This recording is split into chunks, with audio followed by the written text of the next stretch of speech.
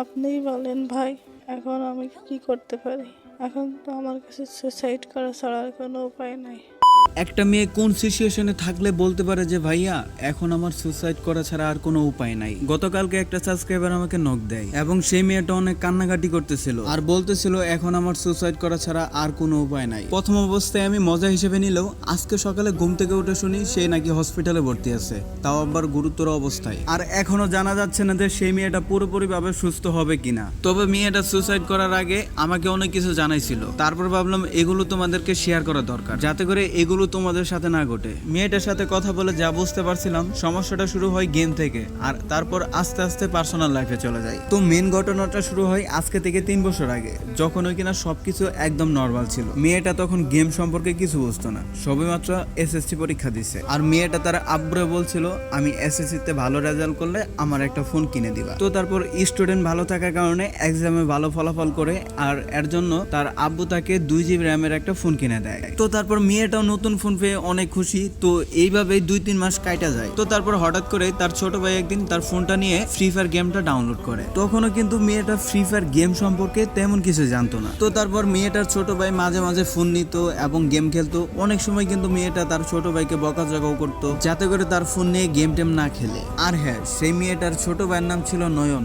তারা কিন্তু 1 ভাই 1 বোন ছিল। তো নয়ন কি করতো, তার আপু যখন না থাকতো ফোনের কাছে তখন ফোনটা চুপি চুপি নিয়ে গেম খেলতো। আর মেয়েটাও তার ছোট ভাইকে অনেক বকাঝকা করার পর যখন দেখে তার ছোট ভাই কথা শোনে না, তখন আর আস্তে আস্তে তেমন কিছু বলতো না। তবে হ্যাঁ, মেয়েটা কিন্তু তার ছোট ভাইকে দিয়ে অনেক কাজ করাতো। যেমন ছোটখাটো কোনো কাজ থাকলে বলতো এই কাজটা করে দিলে তোরে 1 ঘন্টার জন্য ফোন দিব, গেম খেলিস। আর তার ছোট ভাই নয়ন সে আবার সব কাজ করে দিত। তো এইভাবে চলতেছিল। তারপর হঠাৎ করে মেয়েটা দেখে তার ছোট ভাই গেমের ভিতরে কার সাথে যেন কথা বলতেছে। তো তারপর মেয়েটা মনে মনে ভাবলো গেমের ভিতরেও কথা বলা যায়। আর এটা দেখে একদিন সাইডে থেকে তাকায় তাকায় দেখলো কিভাবে গেমটা খেলে। আর তারপর মাঝে মধ্যেই নয়ন গেম খেলতো আর মেয়েটা তাকায় তাকায় দেখতো। আর এভাবেই আস্তে আস্তে মেয়েটারও গেমটা ভালো লাগতে শুরু করে। কিন্তু এটা আবার নয়নকে বুঝতে দেয় না যে তারও গেম খেলা দেখতে ভালো লাগে বা গেমটা আস্তে আস্তে ভালো লাগতে শুরু করছে। তারপরে থেকে নয়ন যখন গেম খেলা শেষ করে তার আপুকে ফোনটা দিয়ে দিত, তখন মেয়েটা কি করতো, মাঝে মাঝে নিজেও গেম খেলার জন্য ট্রাই করতো, বাট বেশি একটা খেলতে পারতো না। তো তারপর হঠাৎ করে একদিন তার ছোট ভাই এসে বলতেছে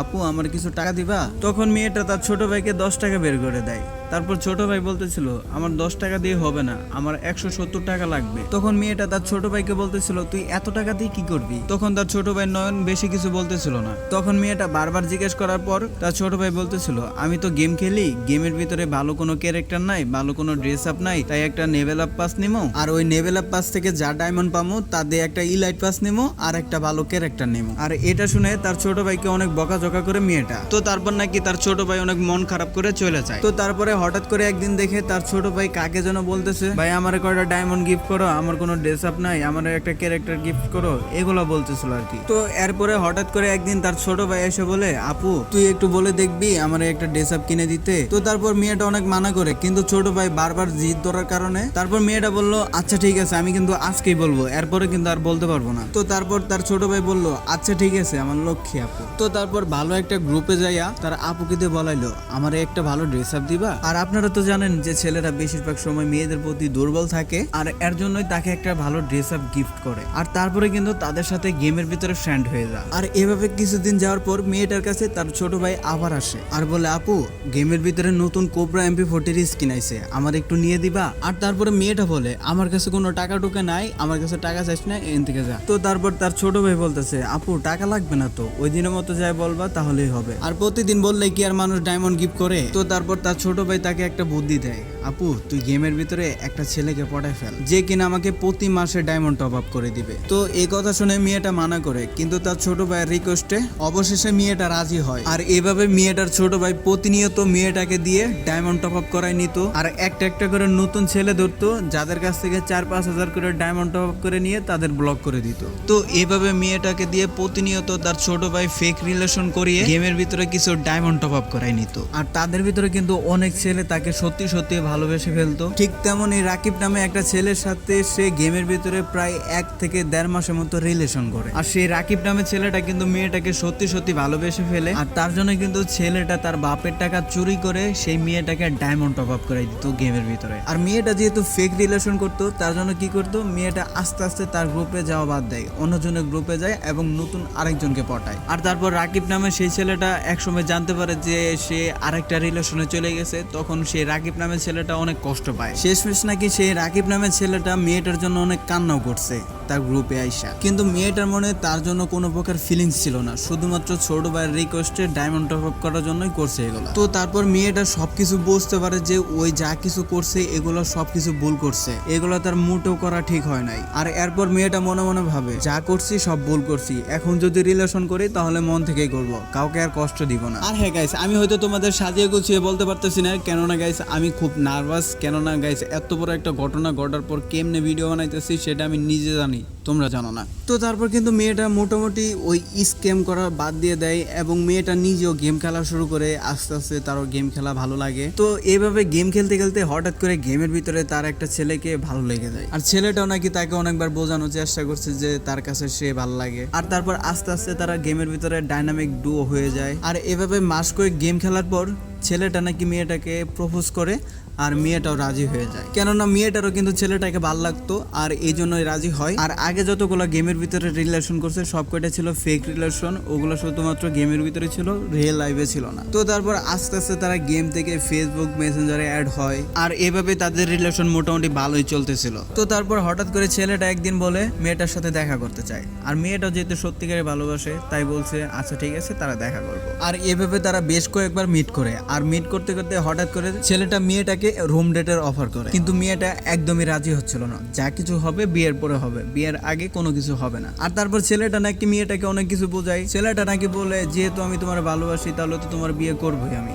আর বিয়ে করার জন্য তো সময়ের দরকার। আর এখন কি বিয়ে করার সময়? আমি এখনো কিছু করি না, আগে কিছু করি, তারপর তোমাকে সাজিয়ে গুছিয়ে একবারে আমাদের বাড়িতে নিয়ে আসবো, হুট করে নিয়ে আসবো না। আর এত কিছু বোঝানোর পরেও কিন্তু মেয়েটা রাজি হচ্ছিল না। তারপর ছেলেটা বলতে শুরু করে তুমি তো আমাকে ভালোই বাসো না, যদি আমাকে ভালোবাসতে তাহলে ঠিকই আসতা। মানে শেষমেশ এক প্রকার ইমোশনাল ব্ল্যাকমেল করতে শুরু করে। আর যেহেতু মেয়েটা সত্যি সত্যি ছেলেটাকে ভালোবাসে তাই সে রাজি হয় শেষমেশ। তো তারপর চলে আসে সেই রুম ডেট করার দিন। তারপর তারা রুমে গিয়ে যা কিছু করে সেটা আবার ছেলেটা ভিডিও করে ফেলে। মেয়েটা কিন্তু ছেলেটাকে অনেকবার বাধা দিচ্ছে যে যা করার এমনিতে করো, ভিডিও করো না। তারপর ছেলেটা বলতেছিল আরে তুমি চিন্তা করো না, এগুলো আমার কাছে থাকবে, আমি তো কাউকে দেখাবো না, আর তুমি তো আমার হবু বউ, হবু বউয়ের জিনিস কি কাউকে দেখানো যায়? তো এইগুলো বলে কিন্তু মেয়েটাকে ইমপ্রেস করে ফেলে। আর এভাবে তারা মাঝে মাঝে দেখা সাক্ষাৎ করতো এবং রুম ডেটও করতো। আর বেশ কয়েকবার কিন্তু ছেলেটা সবকিছু ভিডিও করছে। তো তারপর হঠাৎ করে একদিন ছেলেটা কল দিয়ে বলতেছে আমি তোমার সাথে রিলেশন কন্টিনিউ করতে পারবো না, তুমি তোমার মতো ভালো থাকো। মেয়েটা তো শুরুর দিকে মজা হিসেবে নিয়েছিল। আর মেয়েটা বলতেছিল তুমি এরকম মজা কেন করতেছো আমার সাথে, তুমি তো আমার অনেক ভালোবাসো, তাহলে রিলেশন কন্টিনিউ করবে না কেন? তুমি বলো সবকিছু না মজা করতেছো আমার সাথে, আর তোমার আর আমার তো ফিজিক্যাল সম্পর্ক হয়ে গেছে, তাহলে এরকম কথা আসতেছে কেন এখন? তো তারপর মেয়েটা অনেক কান্নাকাটি করে প্লিজ আমার সাথে এরকম করো না, আমি তোমাকে অনেক লাভ করি, আমি তোমাকে ছাড়া বাঁচতে পারবো না, এগুলো অনেক কিছুই বলে। তো তারপর ছেলেটা বলে চুপ, তোদের মতো মেয়েদের আমার খুব ভালো করে জানা আছে, বেশি কথা বলবি তো আমার কাছে যতগুলো ভিডিও আছে সব আমি ভাইরাল করে দিব। তো এইভাবে এক প্রকার মেয়েটাকে ব্ল্যাকমেল করতে শুরু করে সেই ছেলেটা। আর তারপরে নাকি মাঝে মধ্যে সেই ছেলেটা আবারও কল দিত, কল দিয়ে তাকে রুম ডেটের জন্য প্রস্তাব দিত। আর যদি রাজি না হতো তাহলে বলতো আমার কাছে যে ভিডিওগুলো আছে সব কয়টা ভিডিও আমি ভাইরাল করে দিব। তাহলে বলেন মেয়েটা এখন কোন দিকে যাবে? তো তারপর মেয়েটা বাধ্য হয়ে রিলেশন শেষ হওয়ার পরেও 2 বার নাকি তার সাথে দেখা করে। আর তারপর 3 বারের সময় যখন মেয়েটাকে ডাকে তখন মেয়েটা বলে আমি আর যেতে পারবো না, আমি আপনার সাথে অনেক পাপ করছি, আমি আর পাপ করতে পারবো না, আপনার যা খুশি করেন না। আর তারপরে মেয়েটা কান্না করে ছেলেটার হাতে পায়ে ধরে যে প্লিজ আমার ভিডিওগুলো ডিলিট করে দেন, আমি অনেক ভুল করছি, অনেক পাপ করছি, আমাকে দিয়ে আর কোনো পাপ করেন না, প্লিজ আমাকে মাফ করে দেন, আমার ভিডিওগুলো ডিলিট করে দেন। এতবার কান্না করার পর ছেলেটা বলে আচ্ছা ঠিক আছে আমি ভেবে দেখবো। আর এই বলে ছেলেটা কল কেটে যায়। আর তারপর মেয়েটা মনে মনে ভাবে আবারও হয়তো বা ব্ল্যাকমেল করবে, এই জন্য মেয়েটা কি করে সব জায়গা থেকে ছেলেটারে ব্লক করে দেয়। আর যখন ছেলেটা দেখলো তাকে সব জায়গা থেকে ব্লক করে দিয়েছে তখন ছেলেটা কি করলো ওই ভিডিওগুলা পাবলিশ করে দিল। আর আপনারা তো জানেন বাংলাদেশে অন্য কিছু ভাইরাল হোক বা না হোক এই ধরনের ভিডিওগুলো সব থেকে বেশি ভাইরাল হয়। আর তার ভিডিওটা এতটাই ভাইরাল হয়েছে যে তার ফ্যামিলি আত্মীয় স্বজন সবাই দেখে ফেলছে। তার বাবা মা রাস্তাঘাটে মুখ দেখাইতে পারে না, তার নানার বাড়ি যাইতে পারে না, কোনো জায়গায় সে যাইতে পারে না। আর এইগুলা ভিডিও ফ্যামিলি দেখার দেখার পরে কি পরিমাণ টর্চার করতে পারে সেটা আপনারা জানেনই। মেয়েটাকে অনেক মারধর করে, মেয়েটাকে ঘর থেকে বের করে দেয়, খাবার বন্ধ করে দেয়, অনেক কিছু যেগুলো বলে প্রকাশ করা যাবে না। তো এই অবস্থায় মেয়েটা কি করতে পারে আপনারাই বলেন। তাই মেয়েটা আমারে বলতেছে, ভাইয়া আমার সুসাইড করা ছাড়া আর কোনো উপায় নাই, আমি আমার মা বাবার সামনে মুখ দেখাইতে পারতেছি না, আর আমার মা বাবা রাস্তাঘাটে মুখ দেখাইতে পারতেছে না, আত্মীয় স্বজনের সামনে মুখ দেখাইতে পারতেছে না, হয়তোবা আমি মরে গেলে সবকিছু সমাধান হবে, এর আগে কোনো কিছু হবে না। তো এইগুলো বললে তো মেয়েটা আমার কাছ থেকে চলে যায়। আমি তো ভাবছিলাম হয়তোবা মেয়েটা আমার সাথে প্র্যাঙ্ক করতেছে, কিন্তু আজকে সকালে ঘুম থেকে ওঠার পর শুনি যে সত্যি সত্যি মেয়েটা সুসাইড করছে। মানে কি আর বলবো, আমার বলার ভাষা নাই। তো সবশেষে একটা কথাই বলবো, আল্লাহ তাআলা ছাড় দেয় কিন্তু ছেড়ে দেয় না। হয়তোবা সেই মেয়েটা আগে অনেকজনকে ঠকাইছে, এই জন্য হয়তোবা আল্লাহ তাআলা তাকে এই পরীক্ষায় ফালাইছে। আর গাইস এখানে কিন্তু এই মেয়েটারও দোষ আছে। এই মেয়েটাও কিন্তু গেমের ভিতরে অনেকজনের সাথে স্ক্যাম করে, তাদের সাথে ফেক রিলেশনের কথা বলে অনেক ডায়মন্ড টপ করে নেয়। আর যাদের সাথে মেয়েটা ফেক রিলেশন করতো তাদের ভিতরে কিন্তু অনেকে তাকে ভালোবেসে ফেলছিল মন থেকে, তাদেরকে কান্না করাইছে, তাদের চোখে জল ফালাইছে। হয়তো এই জন্যই আল্লাহ তাআলা তাকে এই পরীক্ষায় ফালাইছে। তো যাই হোক, আমি এত কিছু জানি না, আমি সবার কাছে দোয়া চাই যাতে করে এই মেয়েটা তাড়াতাড়ি সুস্থ হয়ে যায় এবং আমাদের চারিপাশের আবহাওয়া ঠিক হয়ে যায়। মানে এই মেয়েটার যে ভিডিওগুলো ভাইরাল হয়েছে, তাদের ফ্যামিলির সমস্যা, আত্মীয় স্বজন সমস্যা, এগুলো যাতে তাড়াতাড়ি ঠিক হয়ে যায়। আর আপনারাও সাবধানে থাকবেন, কাউকে কাঁদিয়ে কিন্তু কেউ সুখী হতে পারে না। আপনারা তো মেয়েটার অবস্থা দেখলেন, সে কিন্তু অনেকজনকে কাঁদিয়েছে, অবশেষে কিন্তু নিজেও কেঁদে অবশেষে সে সুসাইড করতে বাধ্য হয়েছে। তাহলে বুঝেন, অন্যের চালে ডেল মারলে নিজের চালে পাথর পড়ে। তো কি আর বলবো, আমি কথা বলার ভাষা পাচ্ছি না। যদি আপনাদের মনে হয় যে আমার চ্যানেলটা সাবস্ক্রাইব করার দরকার, অবশ্যই সাবস্ক্রাইব করে পাশে থাকবেন। তো সবাই ভালো থাকবেন, সুস্থ থাকবেন, দেখা হবে আবার কোনো নতুন এক ভিডিওতে। আল্লাহ হাফেজ।